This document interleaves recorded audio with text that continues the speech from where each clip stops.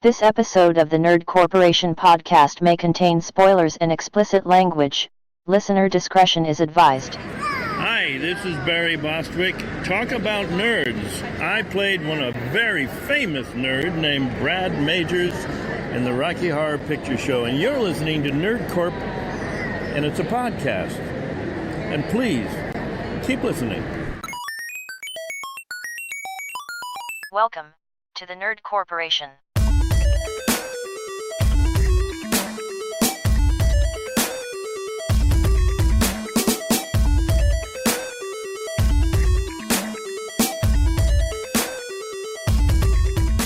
What up, everybody? It's Thursday. You know what that means. My 49ers won tonight. Well, it's technically Thursday. Yeah, but they have a game that night, too. So, put it out in the universe. Yeah, hopefully that's right. they won. That's right. I mean, they're 7-0 right now. So there's a pretty good chance. Yeah, and they blew the fucking Panthers out of the water tonight. Who do they play next week? Cardinals. Which is going to be a tough game for them. Because, I mean, they've had a pretty, I'm stoked that they're undefeated, but they have had a very easy schedule. In fact, the Panthers was the only team with a winning record that they've played so far. Momentum and experience definitely makes a difference. Excuse you. Oh yeah, but so it's. I mean, that was just me jerking off extremely fast. Really quick. Yeah, he's a speed fapper. I'm done. All done. The underside of the table is just you don't want to see it. No. It's best we just leave this table set up the way it is. But no, it's either way. Either way, they've done way better than they've done in years. Yeah. So I'm happy about it. The only time I ever cared about the 49ers was when I was a kid, when it was like Steve Young and Jerry Rice and J.J. Stokes. That's what got me so into the... A goddamn dog! Yeah. Yep. It's always pig. And then a little bit of Tilly. And then she's like, no, I can't. The collar. That thing fucking hurts. Yeah. Because I was like... Did you try it? I was like, are these fucking things even working? I bet he did. I bet he's got a dog mask and everything, and he... You found me out. I knew it. I put it just right here, and it fucking hurts. Yeah. There's no... Do you have to bark, or did you just try and talk? I barked. That was hilarious. I know that doesn't help my cause at all. See? It doesn't help my case. Do you have a tail? I bet he has a tail. No? Oh, save it Except up. for the one that's on my ass. Saving up for it? Well, it's podcast day. And it's Halloween. And it's Halloween. Welcome to episode 72. Halloween! No, that's not the name of the episode. When you tell people about it, you have to say it like that. There are new episodes up. What's it called? Halloween! Welcome to episode 72 in Nerd Corp Halloween. We're just going to talk about our favorite spooky things, whether they be movies, comic books, video games, movies. I said movies already. So on and so forth. Whether they're movies, comic books, films... cinematic arts. Yeah. But first, let's get on to the nerd news. So, I have rumors over from your fellow resident esport guy. Because I think I don't know if any of you guys follow esports, but they are speculating that Overwatch 2 could be announced at BlizzCon. Oh, wow. I've been seeing a lot of this. There is a speculative logo. Wow. Because there was an advertisement that came out for Coca-Cola in Japan, and they're able, you buy, limited edition cans that have, I don't know what they say in Japanese on there, but they have different Overwatch characters. Mm-hmm. And the logo for the advertisement is this Overwatch with a 2. So this tweet that I found says, sources, Blizzard will unveil the next iteration of Overwatch at BlizzCon, which could feature PvE, new maps, new game modes, and a new hero. Which, speaking of, there is a potential new hero to be announced to regular Overwatch called Echo. Oh. Yeah, so that's something that I'm excited about. There's also rumors of a 4th Diablo being announced at BlizzCon. BlizzCon's gonna be rough this year, man. It's gonna be. They did it. They did it to themselves. Oh yeah, absolutely. I'm wondering how they're gonna go about it. Like they're gonna have to do something really fan service to even somewhat recover. Well, I'm wondering... Sequels to everything. That's pretty much what's gonna happen. StarCraft 76. Are we gonna get World of Warcraft 2? Oh God. Are we finally gonna get World of Warcraft 2? That would be great. I'm hoping that they finally give us some fucking information about the Warcraft 3 remake. Oh yeah. I would imagine you're gonna see something like that. I'm wondering. So I find Overwatch 2 to be a little weird because I never really thought that we'd get like a sequel to that game.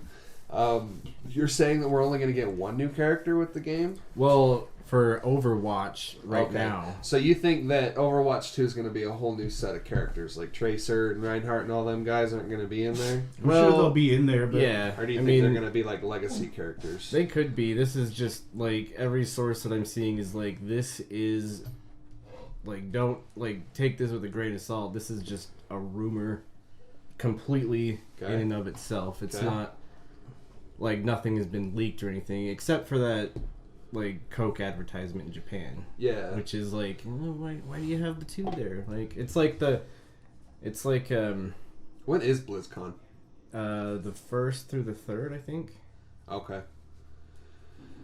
Yeah, that it's just interesting to me, but I mean, with the fucking outrageous success that they found with Overwatch, it makes absolute sense that they're going to do that. my oldest son is probably the best Widowmaker player I've ever seen in my life. Really? Yeah, like he's like, Dad, let me show you this highlight, and he's like, he pulls himself up, jumps in the air, aims, gets a double headshot, and is just like drops and like he gets this like machine gun shot. I'm just like, holy shit. And my wife's just sitting there looking at me like, told you he was better than you.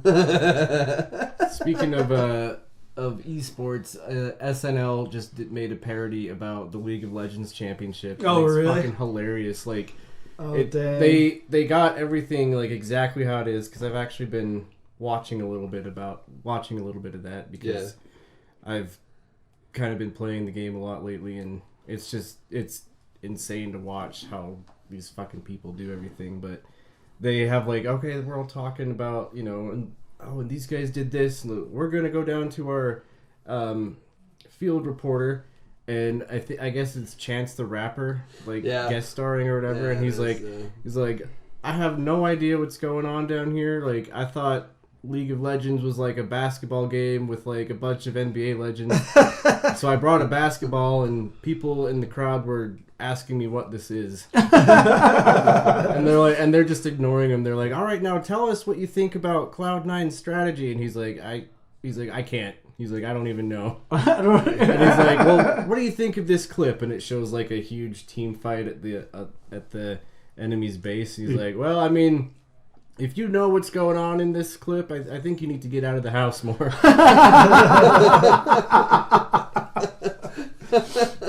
Poor Chance. He's like, all right, this is a so-and-so reporting from League of Legos. So, Switch isn't running that well Overwatch isn't running that well on Switch right now. Really? Seems to be. Well, I a lot haven't of people gotten it are yet. having issues with handheld play. Handheld play just because, like, the level of intricacy that goes into, like, playing that game, with the sticks and stuff. But they're saying that everything's kind of remediated with something like the Pro Controller, but then everyone's like, oh, you shouldn't have to buy a Pro Controller just to play the game. And it's like, Jesus, people are never Well, you fucking don't, but happy. if you want to play it well... Yeah. If you want to get good. I noticed a lot of that, like, because I haven't bought the game yet, but I remember when, what was it? I think it was Fortnite when it came to the Switch, and I was like, I'll give this game another chance. Like, I'll see how it is on the Switch. And I was playing it in handheld mode, and it was really hard for me to, like, actually control my character. Yeah. Like, it's just, I don't know, first-person shooters on the Switch in handheld mode are just really difficult to me.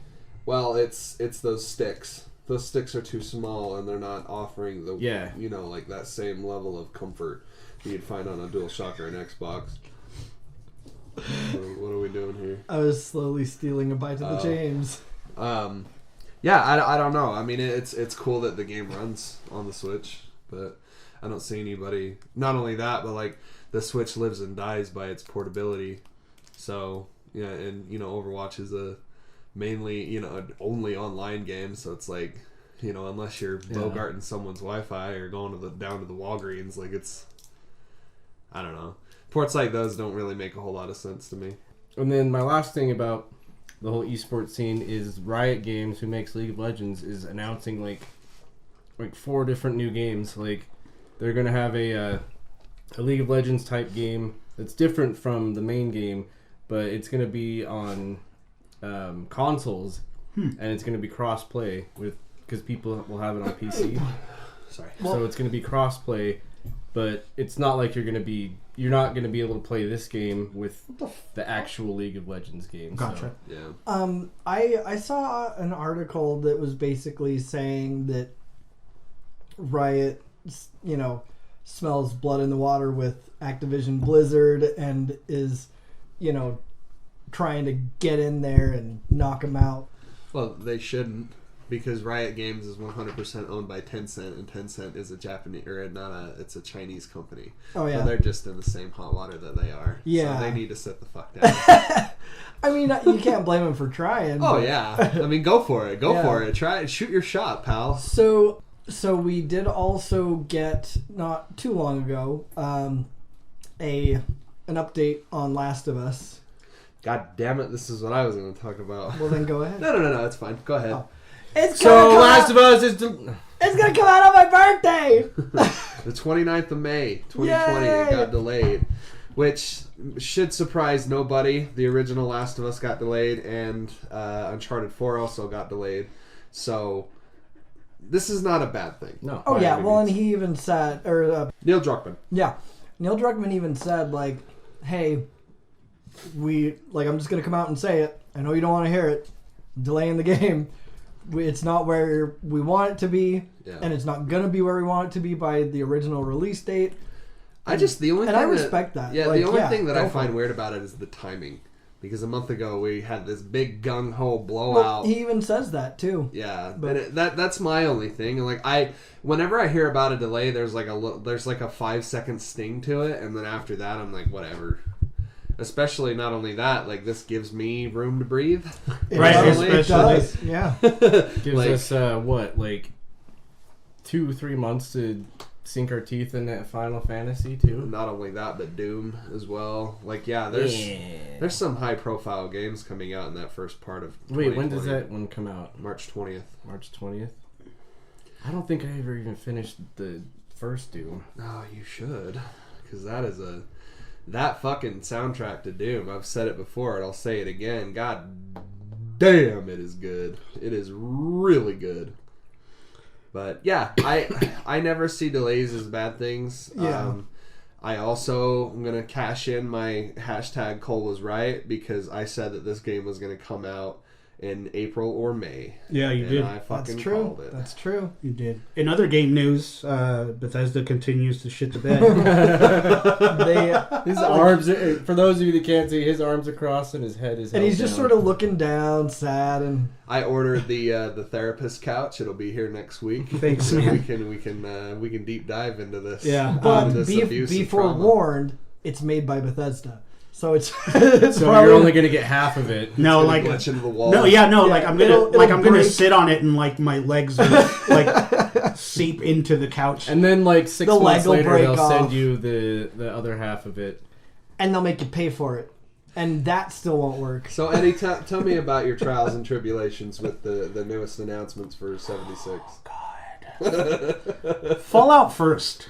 For those of you that don't know, Fallout First is a paid subscription. You pay $100 a year, and you can pretty much like join private servers, build your own, PvE area. Which by itself doesn't sound like a bad idea. I mean, it's overpriced as it Shouldn't even as cost it was. anything Yeah. No. for the people that have dealt with all the shit that they've done But see, before. but that's what I was gonna say. Like in and of itself, not a bad thing. but like after all the bullshit people have gone through, Yeah, that's a bad look. it's the way I see it. It's just like, why? This is bold. This isn't just like hey, we're gonna put this out there. No, this is fucking like we hey, don't give a shit about what you guys think. This is like nailing your own the nails into your own coffin. Yeah, when I saw this, I mean, obviously I posted I commented my reaction on the post.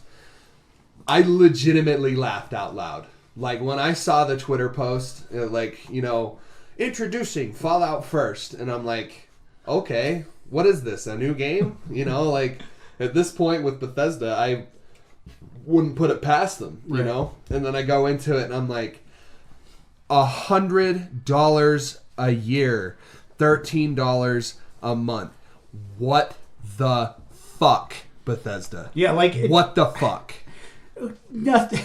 And have you gone into any of you read like all the stuff that people have said after it came out? No, I don't. Oh my god! Like I've heard that like items disappear. So items disappear from that loot box that you can like. You're supposed to have this endless. It's supposed to be stash, an endless right? amount of stuff that you can put in. People would go and put it in there, leave, go to a different server, whatever, come back to it.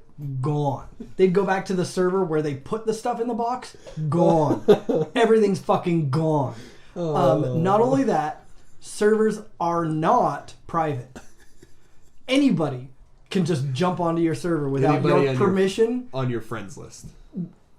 I don't know. It's just But, it's like, basically like anybody on your friends list can just also, jump in without invite at all. Yeah. Also, they're not fresh servers. They're reallocated. People would go to stuff and it would already be looted. Again, bold. Yeah, bold of you to assume that we would want to pay money not only for the bare bones amount of shit that you're giving us, but also for everything. It's so and to have fucking to perfect. have done that, like that's not a mistake. Yeah, like that's intentional. Yeah, they were like, fuck it, we'll just put this together. They'll pay for it. And somebody was mentioning they were having an error that I don't remember what they were doing that caused the error, but it would kick them all the way out to desktop. Yeah. Oh god. And so not only is it functionally broken, but it's also them just going fuck them. So it makes me think like, are they allocating like all of the top tier shit to like new games? Because this is sad. I mean, this is really sad. Like I don't understand this. Like, is all the money and all the top tier talent going to developing Starfield? Like I'm like genuinely flabbergasted. I have no idea. Is Todd Howard just on the street like throwing copies of Skyrim at people? I just don't understand. All I know is that the next game from Bethesda, I don't want anything to do with it. Well, you're buying it. It's called Doom. That's an ID game. And that's what I was telling. Don't they do it? It's published by Bethesda. Okay. And that's what I was telling Eddie the other day. Is I was like, man, I think Bethesda's gonna be not around for very much longer. And he's like, well, I mean, that's just this one, da da da da. And I'm like, yeah, but I mean, how into buying another Bethesda game would you be, even if it's not Fallout? Like, because that just sullies the entire name. Like, whether it's directly made by them or not. Yeah. Like, that still just absolutely dunks their name in the mud. And it dunks their name in the mud, but they're also selling. 76 sold really well. So it's not like they're hurting for money. You'd be surprised at how much grief a company can get. I mean, let's look at EA. EA's been fucking throwing shit out to the wind for the last 2 years with Battlefront 2 and fucking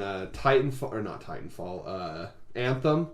Like, Anthem is one of the biggest fucking it's one of the biggest selling games of the entire year, but everybody fucking hates that game. Like, you'd be surprised. I don't think Bethesda's hurting at all. It's not even that bad of a game. It really isn't. I started playing it because I have EA access. Yeah. And it's actually really cool. It's just super shallow. That's really the only problem with Anthem, is that there's just not a whole lot there. Yeah. It reminds me a lot of like vanilla Destiny. They're just pretty much. Even then, Destiny had a lot of shit in it. So I don't know. I haven't played Anthem. I can't give an actual impression of that, but I just see what people say. Yeah. And I know that people overreact, but at the same time, like that many people, yeah. But yeah, so not only did they shit the bed on 76, they shit the bed on the additional stuff they wanted to sell people for 76. I can't believe they're charging money, and I can't believe they're charging that much. Well, and because, I mean, it's not even just that they fucked people on 76, they fucked people on, like, the canvas bag for 76 that you get with the collector's edition. All that. Didn't the helmets get recalled? Yeah, the helmets got recalled. It wasn't the helmet that was in the collector's edition. It was the helmet that GameStop was selling separately. Okay. They had mold. They were capable of getting. So that wasn't on Bethesda then. Not necessarily. I mean, I would imagine that it's some of the blowback. Yeah, well, I mean, obviously, people are going to mentally connect the two anyway. Well, yeah, I mean, the bit I saw so many articles saying it was the helmet from the collector's edition, but you know, it eventually came out that it wasn't. So, Bethesda, get your fucking shit together. Get a backpack, Bethesda. I rode so hard for you. I died on that hill, and my death was in vain with Fallout first. Yeah. So fuck you guys. Yeah, because like that's the thing. Not only did they not, resolve anything. Not only did they not try and bring back any of that faith, they were just like, yeah, well, tell you what, we're gonna shit on you and we're gonna shit on your grave. With so many great games out there right now, why would you even want to play a Bethesda game right now? Seriously. Speaking of games shitting the bed, WWE 2K20. Oh my god. Ooh, boy. So Ukes, the developer that's been with WWE for 20 some odd years, apparently they just split. And they split during the making of 2K20. So they had to have their in-house developer, I forgot what their name was, make the game. And, oh God, it's horrible. It's bad news. Bad news bears. Did you see the video where Charlotte Flair goes into the figure eight and the referee and the ref's eating her out? It's so funny. Because he's like shimmying forward, like up into her. It's so do we funny. know why they decided to cut ties with developer Ukes? No, I don't know. But makes me wonder if they were tired of making fucking the best one that I saw. I can't remember who was in the matchup, but is Ronda Rousey in this one? Because I want to say it was her and another female superstar, and I don't know what happened, but like Ronda got like tied up in the ropes and her limbs were just flailing around. and then the other superstar, I like I say, I can't remember who it was, but like she because she had come off from like a drop kick, so she was getting up and her legs were just bent, but she was standing up and she was like walking around with like bent legs. Oh. Well, I saw this one where it was that's horrifying. It was a female match that I don't remember. I think there were like multiple women involved. It might have been like a fatal 4-way or something of that nature. Anyway, like some of the wrestlers were like glitching into the ring and out of the ring. Like it was like some Terminator shit. And then at one point, one of the wrestlers was glitching like in high speed all the way around the edges of the ring, just like like doing all these crazy laps, but like not even running, not standing, just like it was fucking insane. It's ridiculous. And part of me thinks, and this is just the mark in me, like this is just the wrestling mark in me, but part of me thinks that AEW partnered up with Ukes because they've been talking about making a game. The crazy thing about it is that like they've got to patch this up like now, like yesterday, because not only just for like obvious reasons, but they've only got a year. You know what I mean? This isn't this isn't like a Fallout 76. This isn't like an Anthem where you can like patch it up as you go along. Like you've either got from now until 2K21 happens, and then that's it. Yeah. You know what I mean? And not only that, like, people are returning this game. Like, WWE is losing mad money. Like, what was the last time I heard? It was like $95,000 worth of the games had been returned, dude. Like, Damn. so it's like, I don't know what they're gonna do. And that's kind of a niche market too. Like, Yeah.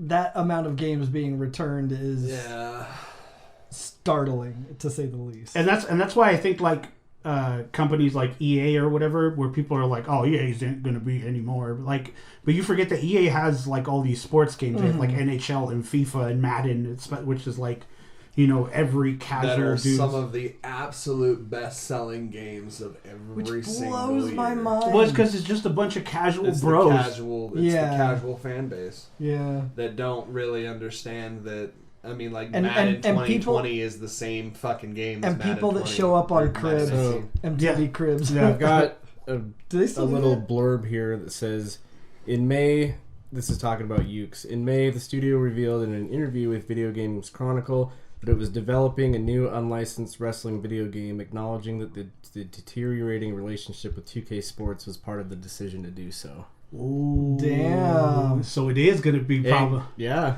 It might be AEW, because AEW did announce that they were going to make a video game, and not only that they were going to make it, but that it was going to be in the same vein of, like, the No Mercy. Like, I can't Like the- imagine any other promotion making or attempting to make a video game either. Right, like I mean, New Japan maybe, Maybe. and maybe Ring of Honor, but, like, they haven't done it yet. Yeah. You know what I mean? So I mean, like, fucking you know, with AEW, Tony Khan's got fuck you money. Oh, yeah. So I mean, you know, he's the owner of the Jacksonville Jaguars. I mean, he's got fucking, yeah. You want to make a video game? Fuck it. How do you want to make it? Like what? Yeah, fuck it. Because Tony Khan's like a big wrestling fan, which is the whole reason why he started AEW in the first place. So with oh, dude, can you imagine a No Mercy style game with that would be AEW cool wrestlers? shit. Oh, bro, it's gonna be crazy. Oh, and speaking of wrestling, we're gonna have our very first teaching of wrestling to Cole. We got express permission from the Learning the Ropes podcast to use their format to teach Cole a little bit about the wrestling. Yeah. I gave him 2 matches. So far, I'm going to give him 2 more, but we're going to learn about Stone Cold. Ooh. And we might start that up sometime maybe in December. And also, at the beginning of next month, Eddie and I will be going down to Painsgiving. Yes, Devotion Championship Wrestling, a wrestling promotion here in Salt Lake City.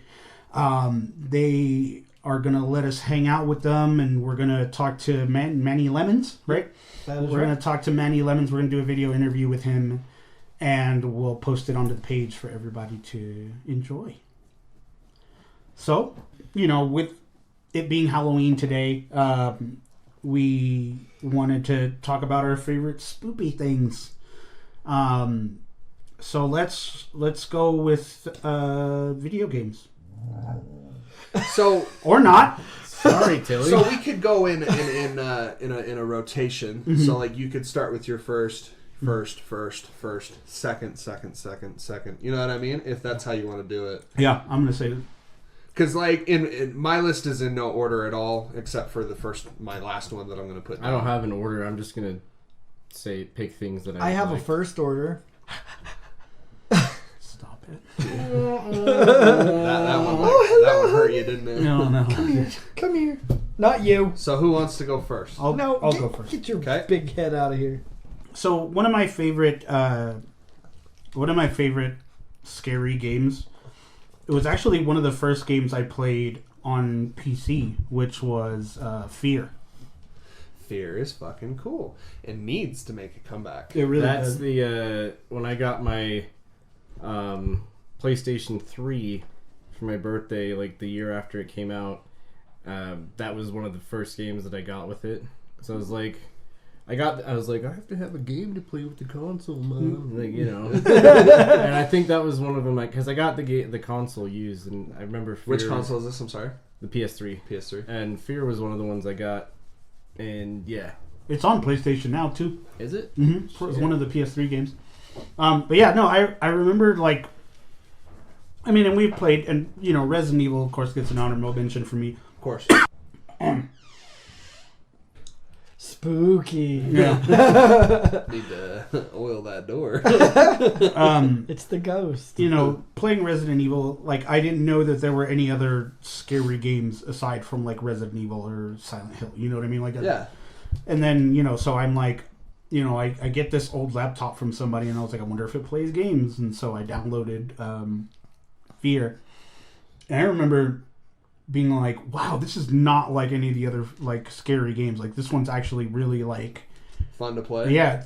Well, not only fun to play, but it's, like, really thought-provoking. And I was just like, oh, that's fucked up kind of scary. Yeah, so I can't really remember a lot about the main story of Fear, but it revolved around that little girl that had something to do with supernatural powers. But the thing that stuck out the most about Fear to me is just how competent of a shooter it was. Yeah. Like, that game was really, really fun to play. Fear is one of those games where it was always, to me, a hidden gem. Like, not a lot of people played it, and they really should have.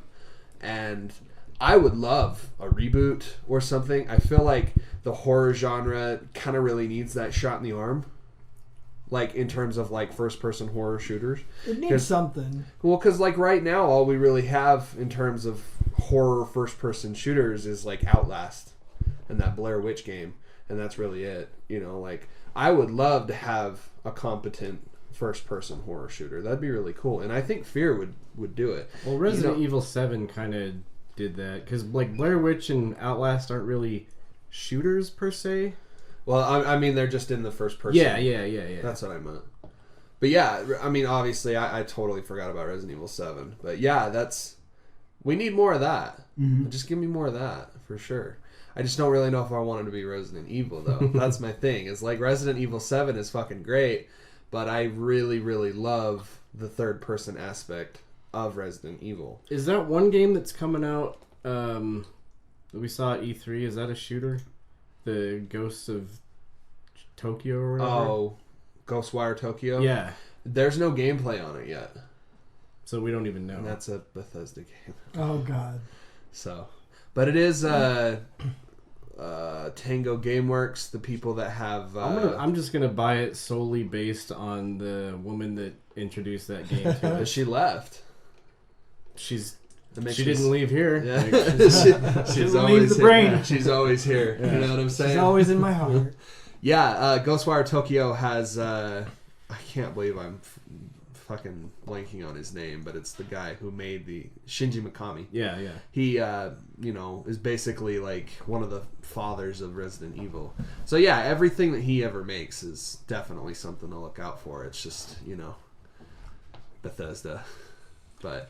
yeah, I absolutely... Fear is a great pick. I love that game. Fear... even the little kind of spin-off side game.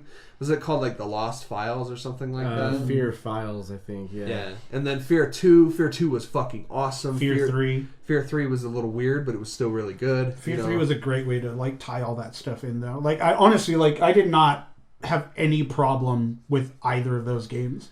With any of those games, Fear 2, Fear 3, Fear Files. Those games were always like way cool. And they're really fucking scary. They really are. They were really fucking scary. Are, like, they had really good tension in their atmosphere. And a lot of that had to do with like the score. The score was really good too. And the slowdown mechanic, how it was like that was one of the things that sticks out to me too, is like when you say Fear, I think of like strafing in slow motion and like seeing the bullets come out slowly and watching like an enemy just like ragdoll everywhere. It's like first person bullet time pretty much. Yeah. It's fucking rad though. Derek? Excuse you. Goodness gracious. Well, it all started in 1875. So, after, y'all made me get on the Resident Evil 2 remake. Yeah. Like, I'm going to have to go with that one. Okay. Like, I had such a good time with that. And that game was very well made. If you want to, you can go ahead and look at our, episode. I mean, it still gives me, like, PTSD when I'm playing BioShock. Because, like, I'll hear a Big Daddy and I'm like, Yeah, Because like those heavy footsteps, I'm like, I gotta run. You hear the Oh wait, no. footsteps, and then you just hear the. Is that a whale? Well, I mean, not only that, but like whenever Mr. X is near you, and it's that. Oh my god, dude! Oh, like that's. I heard that music for the first time in a long time, just a little bit ago, and I was like, "Fuck, that shit was really good." Because you hear his you hear his footsteps walking Ha! around. It's not just me. Yeah, I had the bubble in the throat. So did I. So you hear the footsteps. That's what caused my issue. Like you'll hear him walking around, and like you don't know if he's in the room you're trying to get into or if he's like above you. Yeah. Yeah. You can kind of hear the general area, and then you're just kind of sitting there. Because when I was first playing the game, I was like, maybe he'll just leave me alone. Fucking, you have to progress and get past the clock tower before he leaves you alone. Yeah, Resident Evil 2 remake it kind of took a lot of inspiration from other games that have been really popular in the last couple years.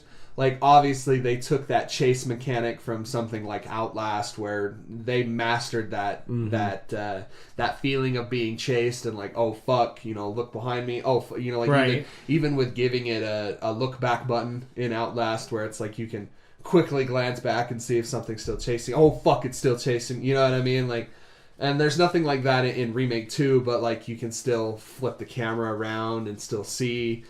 Yeah, because in this one you can now rotate like 360 degrees. God damn it, that game is so good. It's so much fun, and the way that they kept that campy nature of it still intact of the original game, because like those first three Resident Evil games are so steeped in camp. Like it just doesn't, it's so outlandish kind of, but then they also added like a serious tone to it, and everything in that game just works really well. I don't really know of anything in Remake 2 that doesn't work. Some of the dialogue. Well, there's that campy nature to it, Yeah, which I think is fucking awesome. Like the fact that you're putting bullets into an undead dude as Claire, and she's like, "What the fuck? Like, stay. Why are you still getting up?" Of course, or Leon like blowing a fucking head off of a zombie, and he's going like, "What the fuck?" Like acting like he's scared. Yeah, and it's like what the fuck? This is so surprising after the hundreds I've killed before. Exactly. That's that camp. It's beautiful. It works. Or that scene where when you're playing as Leon and you go outside you're playing as Claire and you go outside and Leon's on the other side of the gate and they're just like kind of like flirty with each other. I was just like, the world totally isn't ending. Yeah. By the way, those zombies are getting up. This feels like neither the time nor the place. Yeah. Put a pin in that, because I will fuck you later. I know we just talked about it, but I want to go and get this one out of the way because it's the first one I thought of. But playing the original Resident Evil 2, I remember the first time I played it.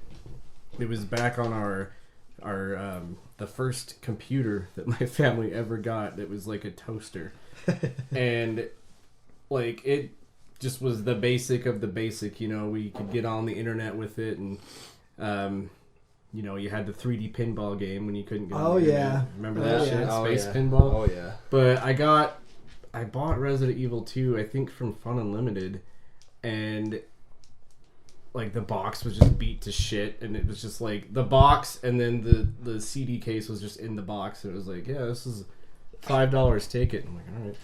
So I go home and I'm like playing it, and I had this routine where I'd play it like every night. I would play it, and I'd plug in headphones into the computer, and I would just sit there and play it, and like my parents would be like in the next room, and they would just hear like the motion of me just like jumping out of my seat and all this scary shit. Yeah.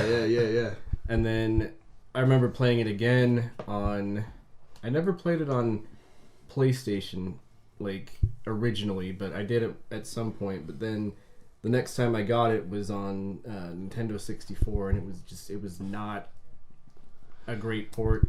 It was really hard to play. Yeah, that 64 port can be a little rough at times. But they did have the mode where you could play on 64 where you had like unlimited SMG ammo. Yeah. That was really fun to just go through and just ruin everybody. Just fuck everyone's day over. My first is Dead Space. Yeah. Dead Space is one of the most criminally underrated horror games that come out in the last decade. I think that if there is one game that needs to make a comeback, like fucking right now, it's Dead Space. The original Dead Space... Think of who would be in charge of making that comeback, though. Well, I still unfortunately think that EA still owns the rights to Dead Space. That's what I'm saying. Yeah, so I'm wondering... I couldn't even tell you who I'd want to make that game. Because if you didn't know, I am on the warpath with EA right now because they shut down Visceral Studios. It used to be EA Redwoods. EA Redwoods was one of the people that made the first game, and then they changed their names to Visceral Games to make Dead Space 2, and then they made a few other games, but... Did they do 3 as well? I think they did 3 as well. I don't like to talk about 3. Because 3 is very obviously one of those games that like EA just sunk their teeth into and never let go. Yeah. Like there was all the microtransactions and armor sets and like all that shit was in 1 and 2 as well. But in 3 it just was like never fucking ending. It was just beating you over the head with the, press square to go to the PlayStation store, like in every fucking menu. It just was really rough. I never actually made it through Dead Space 3 just because I was like, I don't want to do this. I remember the ending to that being it was a good ending to the game. So I remember that. Basic skim synopsis of the plot is you're playing as a guy named Isaac Clarke. He's this engineer, like he's just an engineer that goes on to different spacecrafts. Basically, it's so far into the future that we've ran out of natural resources for the Earth. So now we're going to other planets and getting other resources, which is kind of tangentially, like another thing I'm going to talk about later, which is kind of cool. But basically, we've created these spaceships that would go to other planets, and they're called planet crackers. We'd go and basically decimate these planets and take all their resources, and we'd be good for a while. So we are playing as I said, Isaac Clarke. He's part of a rescue mission to go and figure out why one of our ships have gone dark. So we go upon the USS Ishimura and find out they just turned the lights off. So we get on there. Just hearing the name of that ship, Ishimura. It's very dude. It's spooky. See, and spooky. I've heard of them, but I've never played the Dead Space. Man, if these games ever come back, you gotta play them. Yeah. They're fucking amazing. They're great. I really love Dead Space 1, but I much prefer Dead Space 2. Yeah. So, kind of going back, you go onto this place and like everything's dead. Like there's no contact with anyone. I was gonna say, is there a lot of space there? There's no contact with anyone. All the lights are off. Blah blah blah.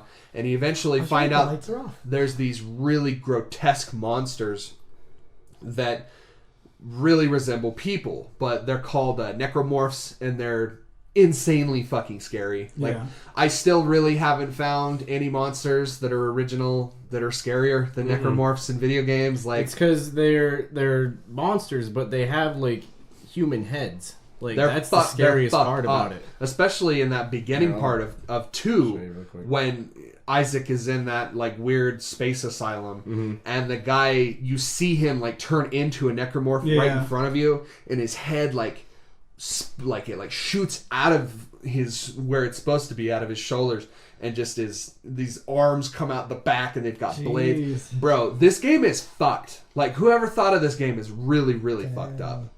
So, avoiding spoilers and all, I really dig the second game way more than the first game because it deep dives into the psychological aspect of being traumatized. Isaac really had something to lose by going to the Ishimura in the first place because his girlfriend of several years had been a chief medical staff on that planet what was her cracker. Name again? God, I want to say Sarah. No, I can't remember. But it's Sarah Connor. so you go on there and you know there's revelations to be had, blah blah blah. Really good plot in these games. And I much prefer 2 over 1 just because of that, the psychological aspect, because there's Isaac is trying to deal with the shit that he saw on the Ishimura, and like that PTSD angle that they're trying to put on Isaac is really cool, and the set pieces in 2 are so fucking cool. With that huge monster that like you're like fighting out in space. Do you remember that part when you get sucked out into space and you're like shooting him in space, and then that game is so cool. Marissa? Is it Marissa? No, it was Nicole. Brandon. Nicole, that's right. One of the cooler parts though, that one of their big I don't know what the word is I'm looking for, but one of the ways that the best way that you're supposed to take down these necromorphs is you're supposed to. So you have these. They're not guns because you're not a soldier, but you find these engineering tools. Yeah, that have like lasers on them that you're used to cut stuff. But he ends up using them to fight these necromorphs, and the way that you get rid of them is you have to like shoot their limbs completely off. They call it strategic dismemberment. That's what I was. So the more limbs you shoot off of these monsters, the quicker they're going to die. So if you really only get like one firearm, and it's like a plasma repeater weapon that the army would use. Well, you end up getting other ones. Like there's like a rifle that you get in. I remember in it's a rivet gun. Yeah, rivet gun. That's what I was thinking. Nail gun. But no, but like you can and it's horribly grotesque because you can shoot a monster in the head and it would rip its head off and like nail it to the wall behind it. Like it's fucked up. Wow. But if you were to just unload a bunch of ammo into like the chest of a monster, it would just keep coming at you. But you could shoot the leg off, and then not only is it on the ground, but it's also considerably weaker if you didn't, you know, and then you can shoot off. The thing is that there's a telekinesis ability where you can shoot off the arm of a monster, take its arm that's got like this huge blade on it, and then shoot it at the monster. And not only that would impale it on the wall and shit. My favorite thing to do is when you get the ones that just have like the 2 legs that are walking at you, you shoot their legs off, and you run up and you just fucking stomp on it. The stomp ability is fucking rad. It's super wonky in the first one, but made it. I loved how in the second one you could they made it because they knew you were going to repeatedly press the button. So it's like he's like kind of like every time he goes up from stomping the first time, they knew that you were going to press it again. So it's just like this continuous motion of him stomping the ground. And if he continued to do it over a while, he's like, fucking die, god damn it, and he wouldn't say that shit if you only pressed it once. It's fun. That game is super super underrated. It needs to be talked about more. Another one of my favorite things, I guess, if we're moving on, movie wise, I don't know why, because looking at it now, it wasn't that scary, but the first time I saw it, I don't remember how old I was. I think I was like 19, 20, but the Texas Chainsaw Massacre remake with Jessica Biel. Mm-hmm. Yeah, that one was pretty damn scary. It was really good. Out of all of the ones that they've tried to make, that was, I think, the best one. Yeah, I think that one was just way cool. I mean, there were lots of jump scares, a lot of cringy gore type stuff. It was way cool. So I think that would be my movie. I don't think I've seen. I mean, I know I've seen this one. I just don't. It starts out they're going to a Lynyrd Skynyrd concert and Jesus the band breaks down. It got a 37 on Rotten Tomatoes. So this is the one with Jessica Biel. I can't remember. I know I've seen it. I just can't really. You can't forget Jessica Biel in the rain. Yeah. Oh, I'm white tank top. Yeah. Oh, I'm just seeing pictures of it. The one that they made with Alexandria Daddario. Do you know who I'm talking about? Is she the one with the black hair? Was it The Beginning? Was it called Texas Chainsaw The Beginning? I don't know. Hold on. Dead air we're avoiding.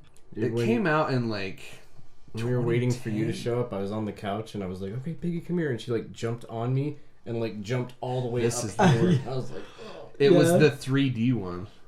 Okay. It was a terrible movie, but Alexandra Daddario is like one of the hottest women I've ever seen. Let me see her, because it might be the one I'm thinking of. Oh, Yes! That's the one. That's the one. Yeah, She she's is so hot, dude. insanely hot in this movie. Yeah. Yeah. I didn't. Good pick, though. I didn't think it was a terrible movie. I just didn't think It's it not was the. near It's as just not good. the best. Yeah, it's just not the best. Yeah, but that one, the 03, yeah, so I was like 18. I just remember it being so much scarier than, like, because I watched it recently, but I remember it being so much scarier. I remember it being, like, way better than what it was, but it was still a good movie. I bought that when it came out, and do you remember, like, when they would release movies and they did kind of like, you know, like a collector's edition of games, but they did it with movies? Yeah. So I bought this one for Texas Chainsaw, and like you open up the movie case opened up like a weird way, and it had like the chainsaw on the inside, and then like there was a little folder that you could like pull out, and there were like crime scene photos that you could like look through, and like I was like, oh my god, dude, like this is the coolest thing I've ever seen. That movie works really well because it's so steeped in reality. Mm-hmm. You know what I mean? Like obviously it did happen. So, but the way that they go about it is really, really good, really compelling. Well, It's a great fucking movie. That old movie is really fucking cool. The character Leatherface was based off of a serial killer, but I thought it was like a legit thing though. Like his name was Leatherface. Well, and he's based off of Ed Gein, Oh. who made all of the furniture in his house out of Yeah. skin, who actually So fucked. only killed 2 people. Really? The rest of the people he dug up. Oh shit. Huh. So I think he was just a killer. He was just a taxidermist, really. Yeah. Old people, I mean, dead people's skin must have been a lot easier to work with. Yeah. I don't know. I would have to say probably It, the old miniseries It. Okay. Because that's, you know, really kind of what got me into Stephen King, and well, I mean, there are several things that got me into Stephen King, but that was one of the things that got me into Stephen King. That was one of the things that got me into horror, and you know, and Tim Curry, and so it was really good, and it was great because he wasn't, you know, visually speaking anyway, he wasn't a creepy clown.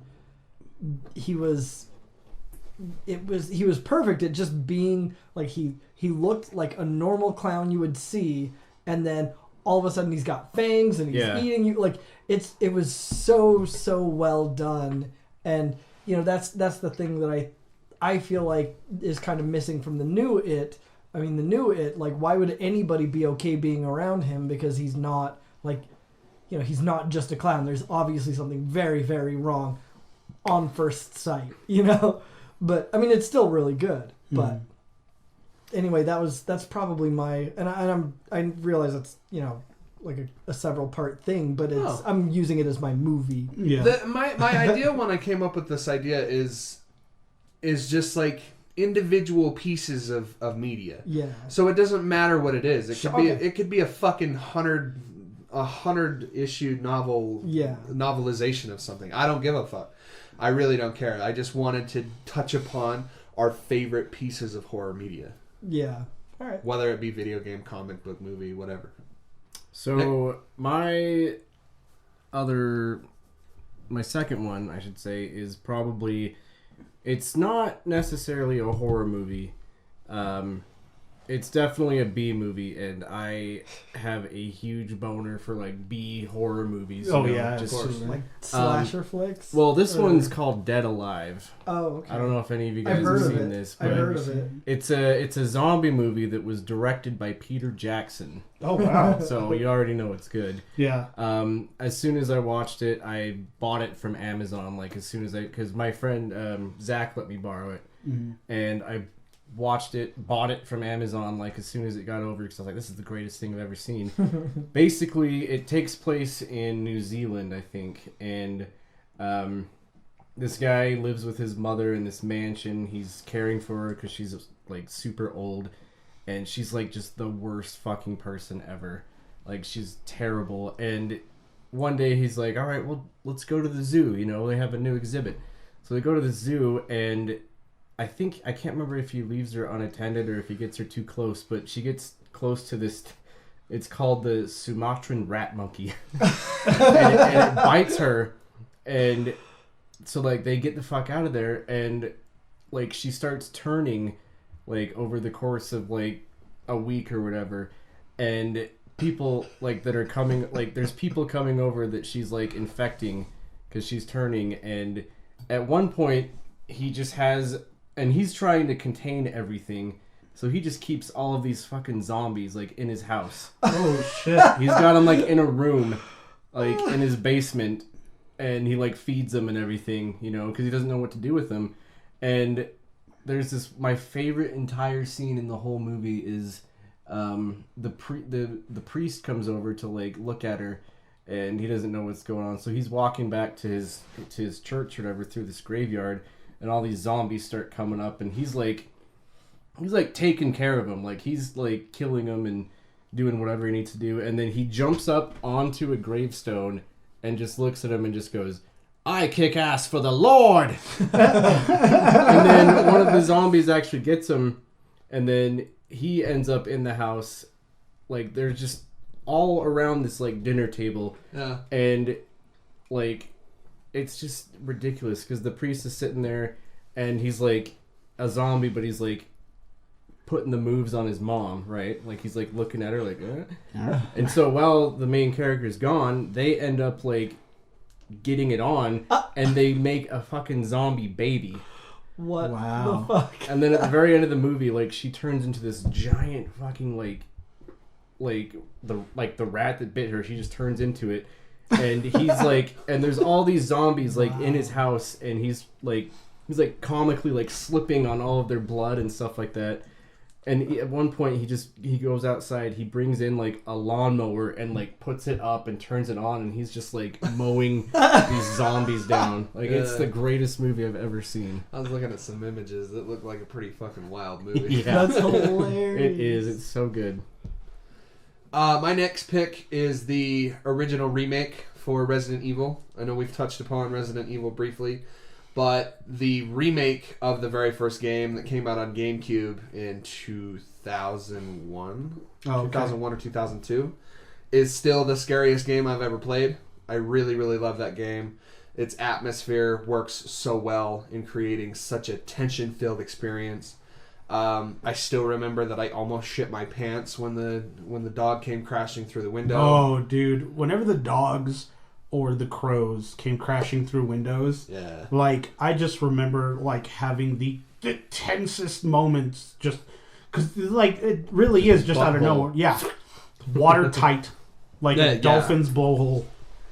It's one of those one of those feelings that, like, is never often recreated for me, where it's like that genuine fear, that genuine anxiety of, like, oh fuck, I have to do something right now. You know, like, the first Resident Evil game that I ever played was actually 4, and I played it on the definitive console, The GameCube. the Wii. What? Resident Evil 4 for the Wii is the best way to play that game. You're fucking high. Absolutely not. Because you have all the opioid epidemic is serious here in Utah. So, with the movement being allocated everything to the nunchuck with the Right. and then all of your your gun movements and everything allocated to the Wiimote, and then pointing on the screen to shoot, nothing's better. I think I didn't play it all the way through on the Wii. The first time I played through the entire game was the GameCube version. Yeah, me too. No shame. No shame. I love that. I have the physical edition of 4 downstairs for the PS4. Was that the one where you start, like, or you're going kind of through that, like, The village. village? Yeah. Yeah, it's like a European village. Yeah. That's that one that I played back in the day. I know I'm gonna get a lot of shit for that, but I definitely think that the Wii version of that game is the best. However, back to my pick, I really, really love the remake because it is so fucking scary. Everything about that game, and it's like minimalistic too, but like the Crimson Heads are still one of the scariest fucking things I've come across in gaming. Like, so if you killed a zombie but you didn't light it on fire, you didn't cremate it, that zombie would be so you'd go into an area and that body would be gone, right? Which I think was a thing in the original game. Like, the zombies would just go, but they would never come back, right? Yeah, like in the PlayStation game. Well, the bodies would disappear and there'd be like a blood stain, but that was just to get them out of the way. Well, but it was also kind of scary too because it insinuated that it got back up and walked away. No, not in the remake. The remake, their skin turns super dark red. They have these massive fucking claws on their hands now, and they run. They don't just like shamble toward you. They're fucking sprinting, and they run faster than you. So you need to be quick, and going figuring out what the fuck you're gonna do. It's a relatively short game, so it's awesome. I loved all of the for a GameCube game. That game looked stunning. It looks good today, like with the very minor touch-ups that they did for the PS4, Xbox One version. Really, play that game. It's fucking amazing. I love that game. It's like I said, it's still the scariest game I've ever played, for sure, hands down. My other little bit of media, I wouldn't say it's very scary, but it's like just kind of disturbing. It's a comic book called Chew, like chewing, and the premise is that a lot of people millions of people in America died from a certain bird flu, so like chicken and meat-based foods are like gone. They're outlawed. And this cop named Tony Chu, CHU, he was part of the Philadelphia PD or whatever, and like they have like these like chicken speakeasies like all over the place, And so he goes over and he, he's like running a case or whatever. And the thing about Tony Chu is that he can see the things that he eats. So the only thing that I can do that too, actually. Yeah, I looked down at my plate and there you go. What do you mean when he like sees the things though? Like does he see it in a different way, or like he sees, like if he ate chicken, he would see the chicken getting killed and mutilated and like cut up and stuff. So the only it happens to like a lot of like anything that he would eat. So like the only thing he's subjected to eating is like beets and beet juices and shit like that. But he went into one of these speakeasies. He had a bit of chicken soup, and he saw the chef killing people and like murdering people, and because a drop of his blood fell into the soup. And so he gets recruited by the FDA, which is now like the top agency. Yeah. So like, but the FBI answers to us. Yeah, you know what I mean? So it's just like a bunch of like cases that he solves, but like the way that these like murders and like these like scenes are drawn out, and like the way that things are, like it's all like grimy and like it's like a bright background, but everything's like super grimy and like grisly and stuff. And that always like stuck with me reading this. That could be a cool idea, because I thought you were going to take it in a different direction, where it's like another idea that would be cool in that premise would be if like he was a cop and he could see what he was eating, but he was also like mildly cannibalistic, Like if somebody was murdered, he'd just like. And that's pretty much what happens. Like the first mission, like when he gets recruited to the FDA, his first mission is to find this. I forgot what it was. I think it was like a businessman or like some like high up or whatever. And it was like a big time chef, and he got murdered or whatever. And like a piece of his tongue was on the floor, and so he had to like eat the piece of his tongue in order to see how he was killed. And that's basically iZombie. Yeah, pretty much. which is a great show, by the way. Yeah. I love iZombie. Yeah. That sounds really fucking cool, though. Yeah, it's a really really cool comic. It was written by John Layman, and it was the art was by Ron Gilroy. Swanson. Burgundy. But yeah, that's another bit of Sounds dope. So, I think my next one will be something that's not even horror at all. It's Young Frankenstein. Okay. So Yeah, it doesn't have to be horror. So here's the deal. I mean, it's obviously it's based on Frankenstein and all that jazz. But like when I was a little kid, right? Like when that came out, like my dad, got it on video the second it was available and everything, and he would sit there and watch it. But I was so young at that point still that I didn't understand that it was comedy. Like, because it's all done in black and white. Yeah. So you upon watching it, you're like, what is this? Like an old, it's like scary movie. It's the same dude from Willy Wonka, right? Yeah. So, I mean, I didn't think of it as old or new. Like, I don't think I was too young to even understand that concept. But all I knew was that it was black and white. So, like that right there. Did you just say the same guy from Willy? Yeah, I don't know his name. You motherfucker. Gene Wilder. How do you forget? Gene Wilder. How do you live with yourself? How do you sleep at night? Under some blankets with my wife. Who apparently is not Gene Wilder. You would have known her name. Yeah, I wouldn't have. I'm so sad that you forgot his name. I forgot his name. I'm sad right now. But no, like all I knew is that it was black and white, which I don't know. I feel like that's an inherently creepy or scary, aesthetic. And then you've got the lightning and the castle and so I was scared. I was scared of it. I legit was like creeped out by this movie. And then of course the opening where your dad's like laughing at it, like, what are you doing? You sadistic son of a bitch! You a mental patient. What the fuck is wrong with you?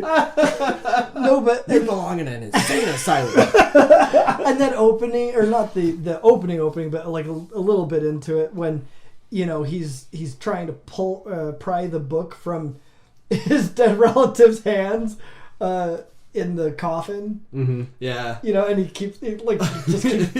Like, to me, that was scary as fuck, especially when, there's that. It's kind of a little jump scare right there. Yeah. When he finally he gets it. Yeah. And dude, that shit startled the fuck out of me. But of course, then as I got older, I was like, oh no, this is actually pretty funny. And then I got older and was like, wow, this is really dirty.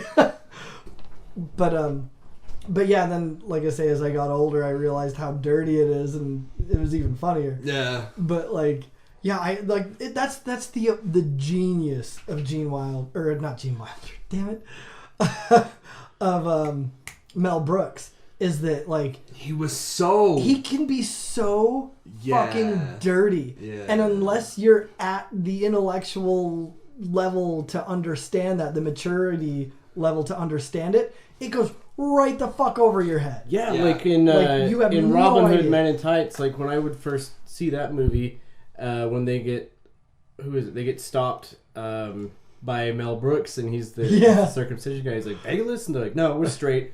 Like when I saw that movie, I had no idea. I was like, I don't get it. Like it's amazing. Like his comedy is just top notch. Blazing Saddles is one of the funniest fucking movies I've ever seen. We're gonna need a whole shitload of dimes. And in fact, I think that's probably one of the first dad jokes I ever saw was on Young Frankenstein, where they're in the fucking cart or whatever it is, like the hay cart, like on the way to the mansion, and you hear a wolf, and Gene Wilder goes, werewolf? Or no, I think it's the girl who says it, and then Gene repeats it to her, and then Igor's like, there wolf, and he's like, what? And he's like, there wolf. Why are you talking that way? Like it just I love one of my that favorite shit. jokes from that movie is when the professor shows up, and I think it's Gene Wilder that says, Igor, where'd you get the bags? And he's like, oh, you take the one on the left, I'll take the one on the right. I'll take the one in the toy bin. Yeah. Yeah, like everything is just and then the hump. Igor's hump changes sides. Yeah. Oh my fucking god, dude. That was so... Mel Brooks is amazing. Didn't he have a mole that changed too? Or was that from something else that I'm thinking of? No, was it? It might have been from something else. Because like the hump, like Gene Wilder goes, you know, I'm a rather brilliant surgeon. I could fix that for you. And he's like, what hump? I think the mole is from something else.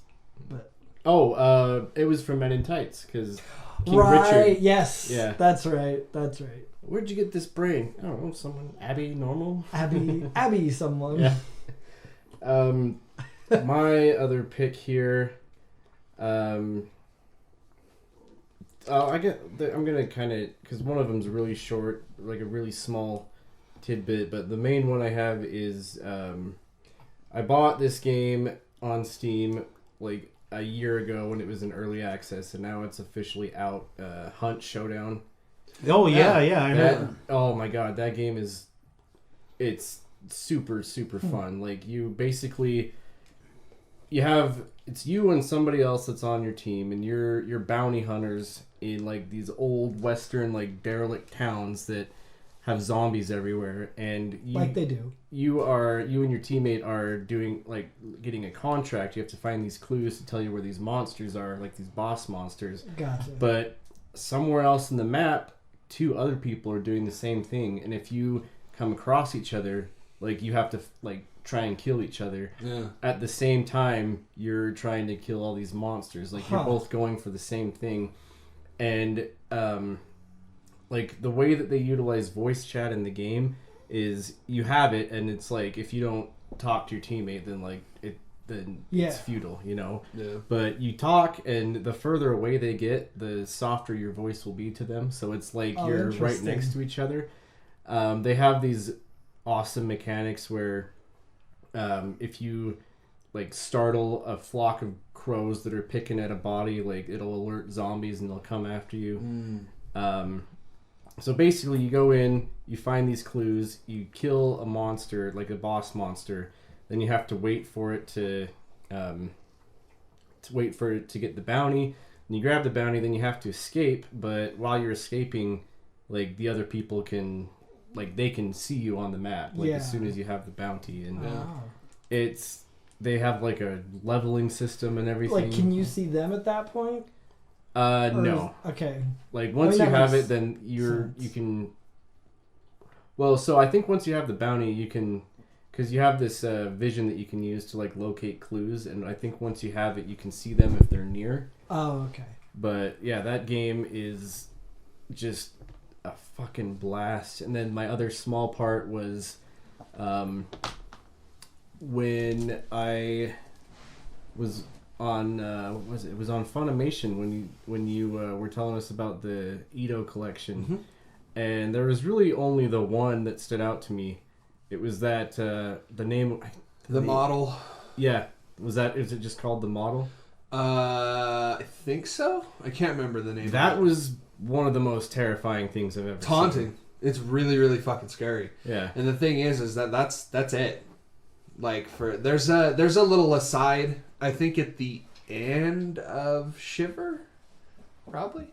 The book that I actually got you is the end where there's a little bit of a short story that involved her as well. Oh. Yeah, she's fucking horrifying. Yeah. And what's really scary about that about that story is that like nobody else really kind of sees her for how horrifying she is.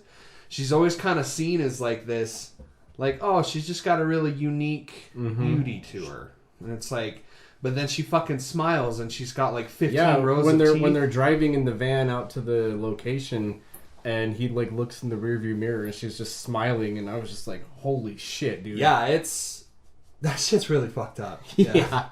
I really, that's like one of my favorite stories. And it's even just like, I don't think it would be near as scary if it was like a live action thing. Like the fact that it's an anime and it's animated is just...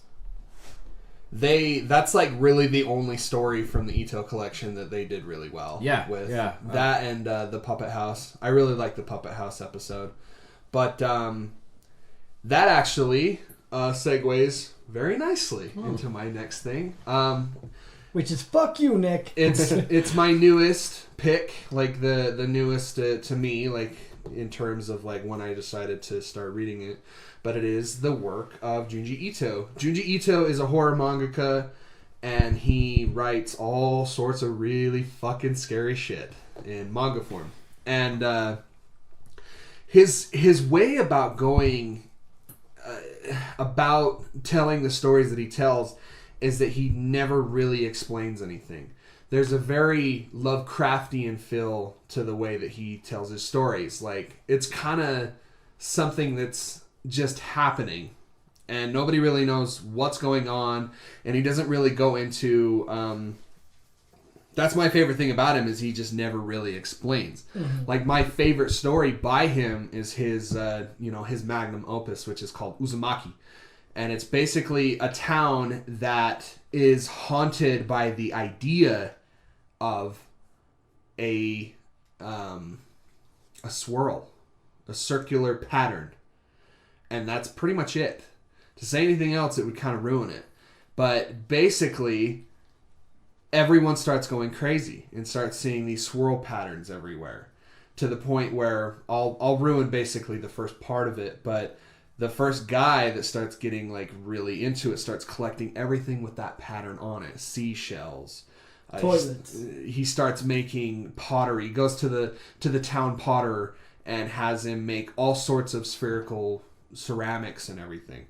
And then eventually he finds a way to contort himself. And it kills him. Because he just, your body's not made to fucking go that way. And, that the final couple pages on Uzumaki is haunting, and it's like some of the best that you could read that book in like 2 or 3 hours and be done with it. Like, it's fucking amazing. And the fact is that they're making it into a multi-part series for Adult Swim. It's being the sound is being made by the soundtrack's being made by Colin Stetson, the guy that made the Hereditary score. No. Yes, bro. Yes.